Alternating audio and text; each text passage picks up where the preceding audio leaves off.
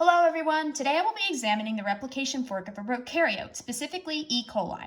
The first thing that happens at replication is the unwinding of the DNA. An enzyme called helicase bonds to the DNA at the fork's beginning and it helps unwind the DNA by breaking the hydrogen bonds that hold the two strands together, while a type of topoisomerase called gyrase bonds to the DNA ahead of the replication fork to keep the DNA from supercoiling.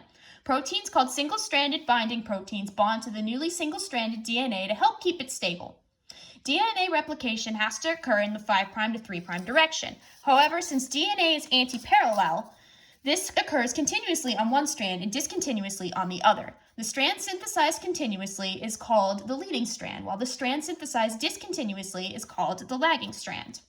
First, I'll examine the synthesis of the leading strand. First, RNA primase bonds to the 5' end at the origin of replication and lays down a small section of RNA called a primer.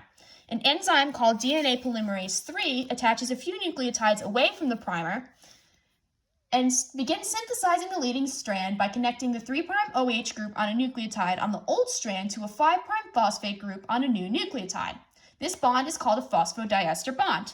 The DNA polymerase III continues synthesizing in this way.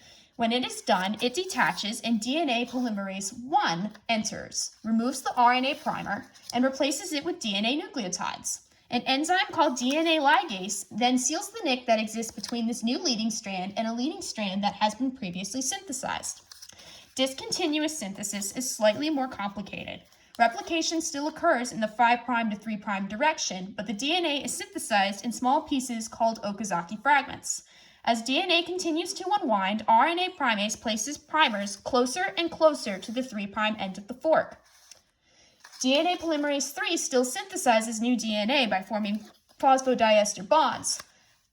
However, as each new primer is laid closer to the 3' end of the fork, it jumps to that primer when it has completed the previous strand to synthesize the next fragment. Replication is then completed as it was in continuous replication, with DNA polymerase I replacing the RNA primer, with DNA and DNA ligase joining the Okazaki fragments together into the lagging strand.